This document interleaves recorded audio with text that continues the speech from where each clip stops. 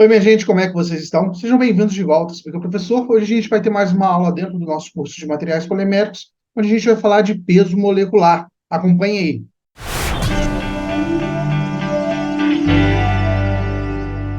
Bom, antes de qualquer coisa, eu gostaria de pedir para você que chegou aqui agora, ou você que já acompanha o canal, para você deixar um like nesse vídeo e também se inscrever no canal caso ainda não seja inscrito. Essas duas ações são de graça, rapidinho você faz aí, não te custa nada e me ajuda muito aqui a continuar crescendo no YouTube, para você receber notificações de vídeos novos, para que esse vídeo chegue para mais pessoas e que mais pessoas tenham acesso a esse conteúdo. Beleza? Conto com vocês, viu? Vamos para a nossa aula de hoje, que a gente vai falar de peso molecular, uma parte bem importante de polímeros, uma vez que o peso molecular ele altera bastante as propriedades dos meus polímeros de maneira geral. O peso molecular ele é uma variável muito importante no polímero quando eu estou falando em controle de algumas propriedades.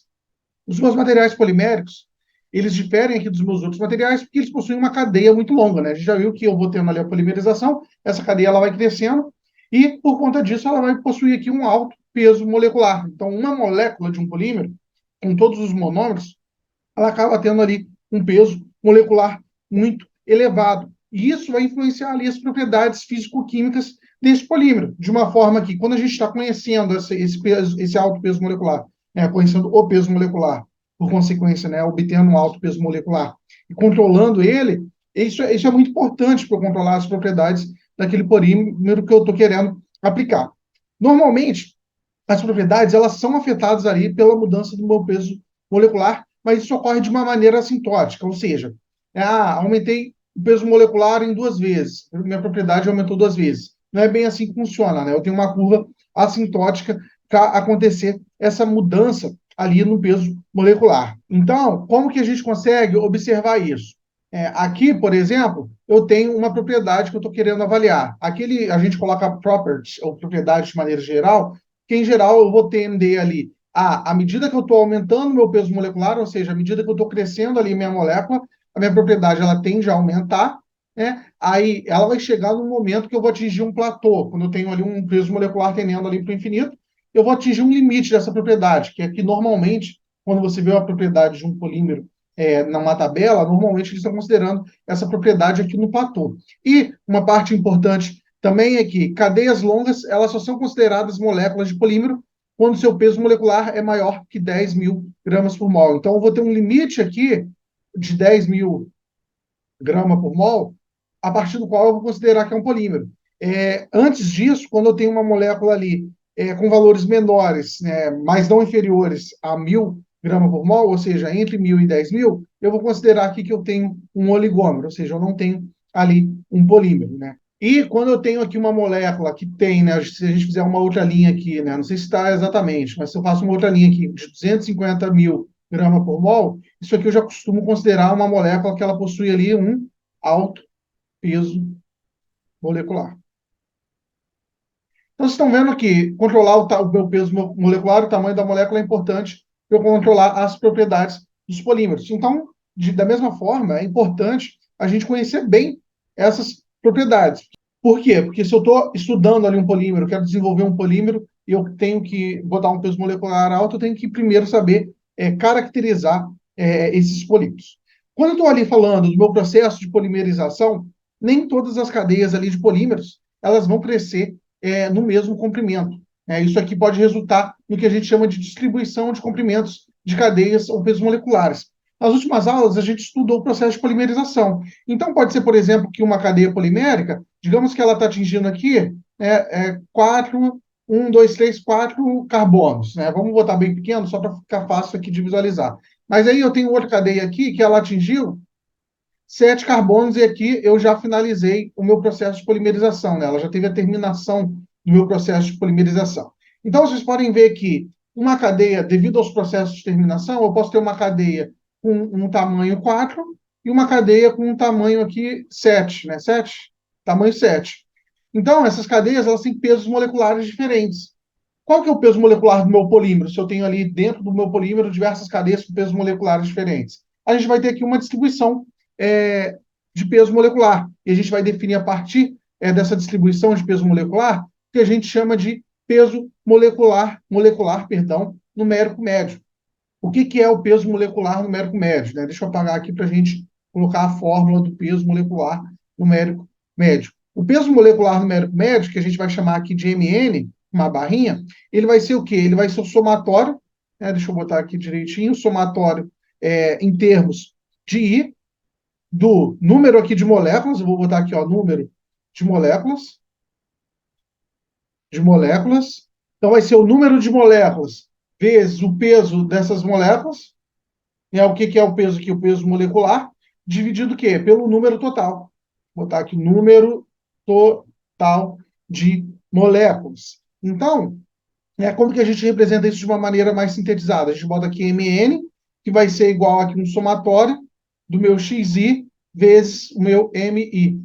Quem que é ali o meu xi e o meu valor mi, quando a gente vai olhar ali, por exemplo, um gráfico para determinar o peso molecular de uma molécula. O meu xi aqui, ela vai ser tipo a fração, por exemplo, vai ser o número de moléculas sobre o número total,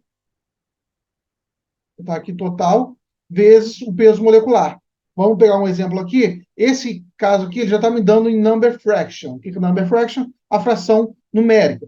Isso aqui já é o meu valor de xi. Então, quem que é esse valor de xi? Esse valor de xi, por exemplo, aqui, eu tenho aqui uma distribuição. Aqui eu tenho a frequência em termos de percentual, ou seja, isso, mais isso, mais isso, mais isso, mais isso, mais isso, mais isso, vai ter que dar 100%. Então, aqui nesse caso, por exemplo, eu tenho aqui 0,2, ou seja, aproximadamente 20% de tudo. E aqui eu tenho a faixa de peso molecular. Se vocês observarem, eu tenho aqui uma faixa de peso molecular entre 5 e 10, outra entre 10 e 15, outra entre 15 e 20. Por quê? Porque eu tenho diversas moléculas com pesos diferentes. Por exemplo, uma molécula entre 5 e 10 seria uma molécula desse tamanho. Uma molécula entre 35 e 40 seria uma molécula desse tamanho aqui, dentro da minha estrutura. Então, essa molécula entre 5 e 10, por exemplo, deixa eu botar uma outra cor aqui, eu tenho aproximadamente 0,05 do total dela. Já essa molécula aqui também, do outro limite, eu tenho aproximadamente quanto? Eu tenho aproximadamente 0,025 dela. Já essa aqui do meio, que é entre 20 e 25, se eu fosse realizar um desenho, seria uma molécula mais ou menos assim, que é meio grande, mas não é tão grande assim, ela teria quanto aqui do total? Ela teria aqui aproximadamente 0,27 do total. Então, na hora que eu determinar o meu peso molecular médio, como que eu faço a conta aqui? Vamos lá. Vamos pegar já o primeiro caso aqui. O primeiro caso aqui, que é esse que é 0,05, seria quanto? Seria 0,05, que vai estar multiplicando o peso molecular médio dessa faixa. Se eu estou entre 5 e 10, qual que é a média? 7,5. Isso aqui vai estar multiplicando por 7,5 vezes 10 a 3 gramas por mol. Então, esse aqui é o dessa faixa. Aí depois eu vou somar com quem? Eu vou somar com o dessa faixa aqui, né? E depois, juntando todos esses, eu vou ter o médio. No final, a gente vai fazer um exercício e a gente vai aplicar esse conceito. Mas, de maneira geral, eu tenho aqui o número de moléculas dividido pelo total das moléculas, vezes ali o peso de cada uma dessas faixas. Essa é a primeira forma que a gente tem de representar o peso molecular médio do médico. Mas a gente tem outro tipo de peso molecular médio, que a gente vai chamar aqui de peso molecular médio ponderal. Vou apresentar para vocês. Quem que é o peso molecular médio ponderal? O peso molecular médio ponderal, ele vai se basear ali na fração de peso da molécula dentro das várias faixas de tamanho. Então, é mais ou menos parecido. Então, a minha fórmula aqui do peso molecular ponderal, que eu vou chamar de MW, W aqui de peso, ele vai ser o somatório, eu vou chamar aqui de WI, vezes MI. Né? Esse WI aqui, ele é quem? Esse WI ele vai ser a relação ali do W e W do X dividido pelo W total. Né? E aí a gente vai fazer a mesma conta. Né? Se eu tenho aqui a fração de peso, essa fração aqui deu 0,1, essa aqui, por exemplo. E o peso aqui médio está entre 10 e 15, logo ele é 12,5.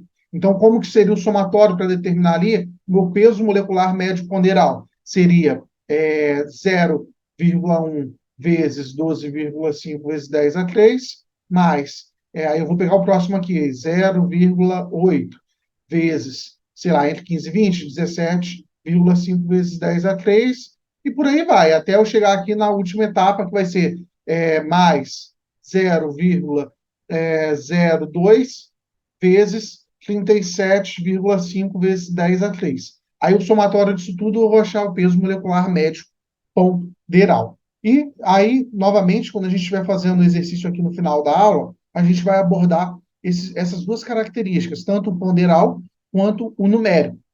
E a gente vai fazer um exercício aplicando o conceito dos dois. Quando a gente está aqui avaliando esses dois pesos, você pensa, pô, por que eu tenho duas formas de avaliar? Porque cada uma ele vai tender a ter um valor específico.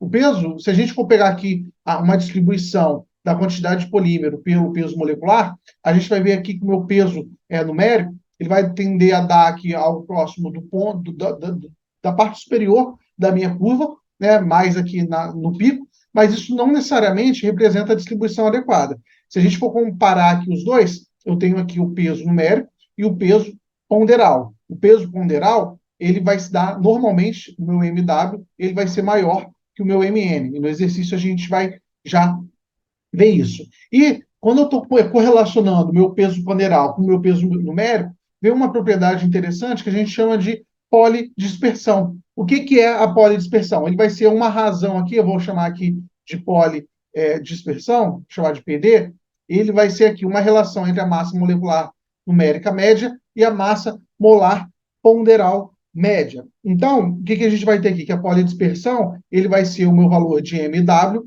sobre o meu valor de MN. Se o meu valor de MW é sempre maior que o meu valor de MN, isso aqui vai ser sempre maior ou igual a 1. E quanto mais próximo de 1, significa o quê? Que o meu valor de MW ele está sendo mais próximo do meu valor de MN. E quanto mais distante de 1, significa que o quê? Eu tenho uma dispersão muito grande, eu tenho o meu valor de MW muito maior que o meu valor de MN, no caso, que é o valor numérico. E, gente, uma forma que alternativa que a gente tem de expressar o tamanho médio da cadeia de um polímero é com o grau de polimerização, DP, ou GP, né? O degree, DP Degree of Polymerization, né? Degree Polymerization. Ou a gente pode chamar de GP, que é grau de polimerização, que representa aqui o número médio de unidades repetidas de uma cadeia. Como que a gente define aqui quem que é o meu DP? O meu valor de DP, ele vai ser quem? O meu valor de DP, ele vai ser igual ao meu valor MN dividido por M.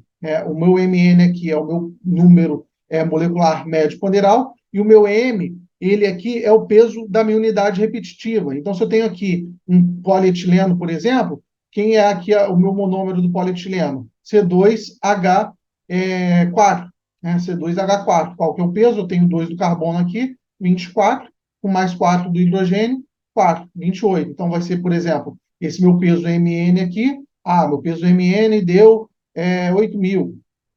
Se meu peso MN deu 8.000, vai ser 8.000 dividido por 28. E daqui eu vou achar quem é o meu grau de polimerização. Normalmente, aqui, quanto maior o meu grau de polimerização, maior será ali o meu peso molecular, né? O tamanho das minhas cadeias médias. E, gente, a gente ainda tem aqui outros dois tipos de pesos moleculares, né? Que a gente vai passar rapidinho, porque eles são importantes para polímeros, mas para o nosso curso aqui eles não vão ser tão úteis assim, mas eu gosto de pelo menos pontuar aqui para vocês, que é o peso aqui considerando a viscosidade de soluções diluídas.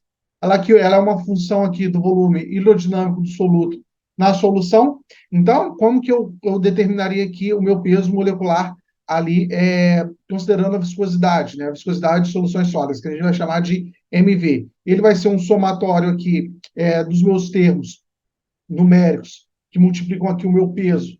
Esse meu peso ele vai estar aqui sendo correlacionado com uma fração 1 mais alfa, dividido aqui também pelo somatório do NMI, né? Esse valor aqui também ele vai estar sendo multiplicado aqui por um termo alfa. Né? Quem que é esse termo alfa aqui que está na minha equação? O meu alfa ele é uma constante que ele vai depender ali do meu polímero, do solvente e da temperatura.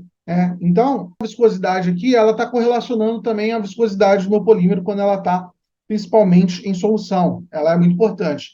O meu peso molecular médio ali da viscosidade, que é o que a gente está observando, ele aqui é amplamente utilizado na determinação do peso molecular médio de polímeros de condensação. Então, eu primeiro acho o de viscosidade, para depois achar o médio quando eu estou trabalhando ali com polímeros por condensação.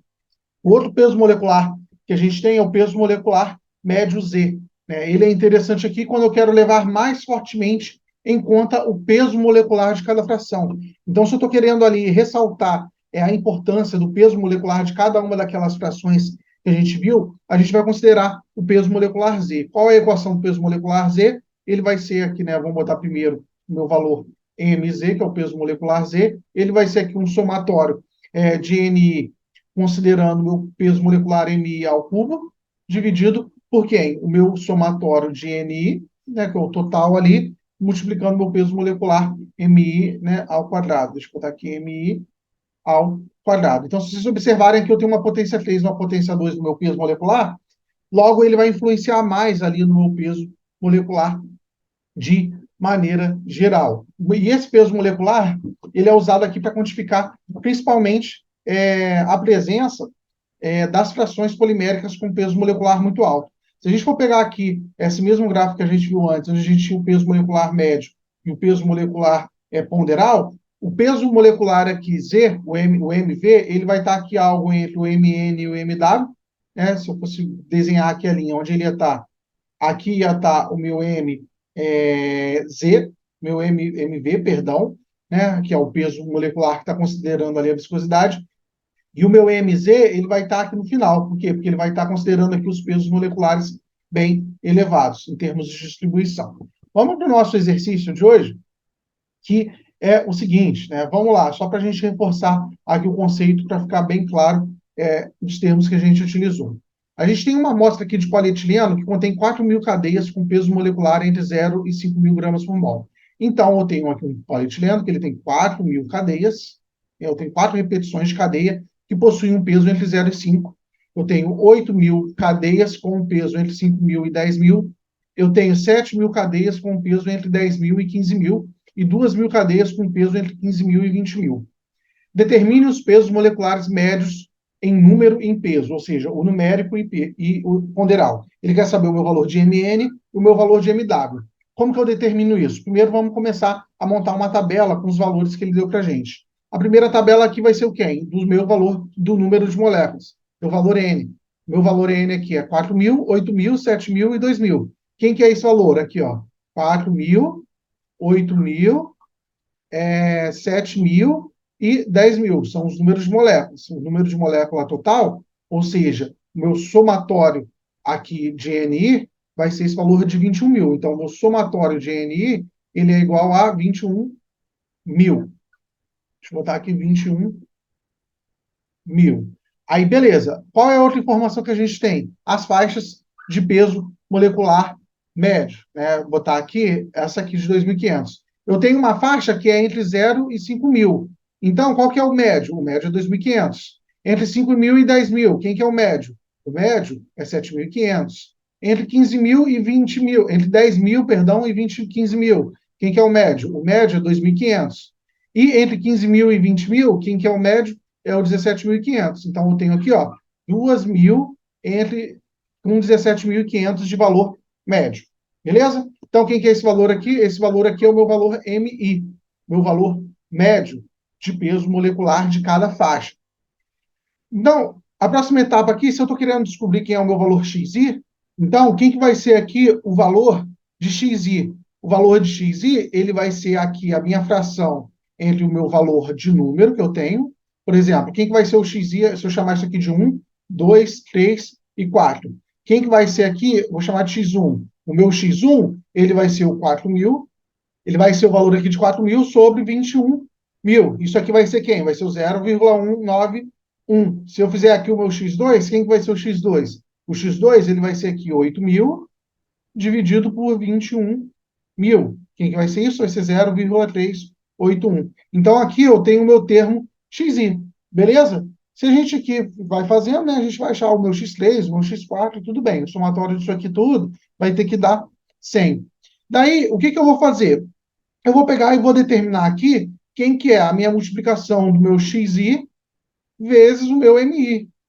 Né? Ou seja, o meu x1 vezes o m1, vou botar aqui x1 vezes m1, vão ser quem? Vai ser 0,191 vezes 2.500. Então, o que vai ser o meu x1 m1? O x1 m1 vão ser 477,5. Determinei aqui quem é o meu X1, M1. E esse aqui é o meu X1, M1. Esse aqui é o meu X2, M2. X3, M3. X4, M4. Eu montei esses valores. Daqui, gente, eu já consigo determinar quem que é o meu valor de MN. Por quê? Quem que é o meu valor de MN? Ele vai ser o meu somatório de X1, M1. Quem que é o somatório de X1, M1? É esse valor aqui, mais esse, mais esse, mais esse. Ele vai ser aqui, nesse caso, 400, vai ser aqui nesse caso, 477,5 mais 2.857,5 mais 4.162,5 mais 1.662,5. O meu somatório aqui do meu valor MN, ele vai ser igual a 9.160 grama por mol. Né? Lembrando aqui que a unidade de medida disso aqui é grama por mol. Beleza? Tudo certo? Tranquilo. Vamos agora, eu vou apagar aqui a tela e a gente vai para a segunda parte da questão, que é para determinar o numérico em peso. O numérico em peso, a gente vai utilizar essa segunda parte da equação aqui, ó, que é o MW, vai ser o somatório de FI, MI. E como que a gente determina isso? Se eu pego aqui o meu número de moléculas e multiplico aqui pelo meu valor médio, eu vou achar o peso de cada uma dessas moléculas, WI. Ok? Esse meu peso aqui, WI, ele vai ser quem? Vamos lá. Quem vai ser o meu W1? W1 aqui no caso. Meu W1, ele vai ser 2.500 vezes 4.000. 2.500 vezes 4.000 é 1 vezes 10 a 7. Então, esse aqui, ele é quem? Esse aqui, ele vai ser o meu valor N, N1 vezes M1, que é o meu valor WI, que vai ser igual a W1. E daqui eu consigo determinar tudo. E quem que vai ser o meu somatório aqui de W total? Meu somatório de W total vai ser a soma desse, mais esse, mais esse, mais esse.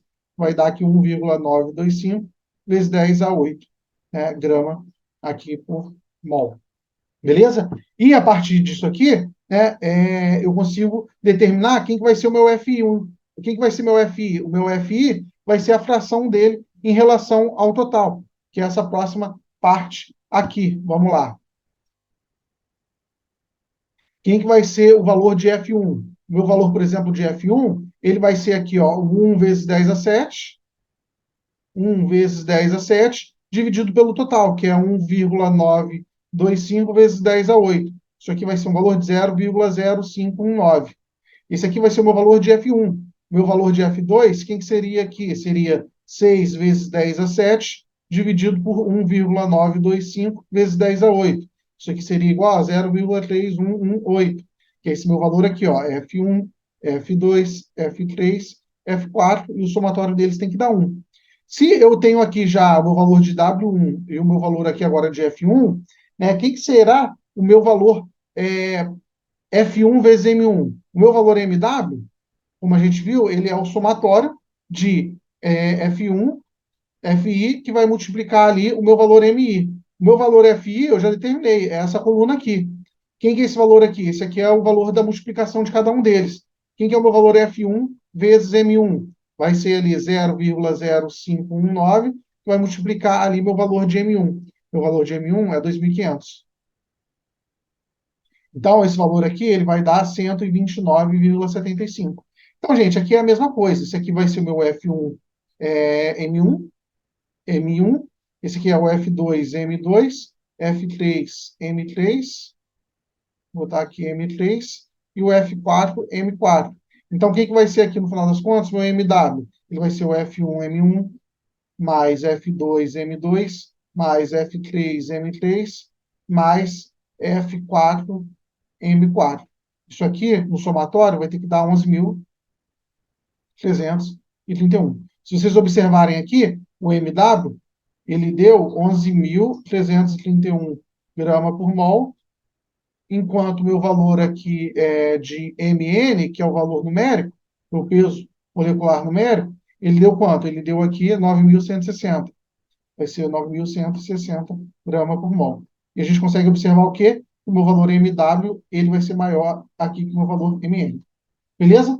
Gente, o que eu queria falar para vocês hoje era isso, né? Tentem ver essa parte aqui com bastante calma. A gente vai fazer mais exercício disso ainda, né, para reforçar esse conceito, mas eu queria já apresentar junto com a aula teórica. Qualquer dúvida, deixe nos comentários, será um prazer tirar para vocês. Lembre de deixar um like nesse vídeo, se inscrever no canal e ativar o sininho, caso vocês não tenham feito isso ainda. Dê uma olhada no nosso programa de membros também, porque é bem baratinho, você pode se tornar um apoiador do canal, ter acesso a conteúdo exclusivo aqui do canal e ainda me ajudar para continuar a dedicar mais tempo aqui a produzir esse tipo de conteúdo para vocês. Eu vejo vocês numa próxima aula, um grande abraço e tchau, tchau.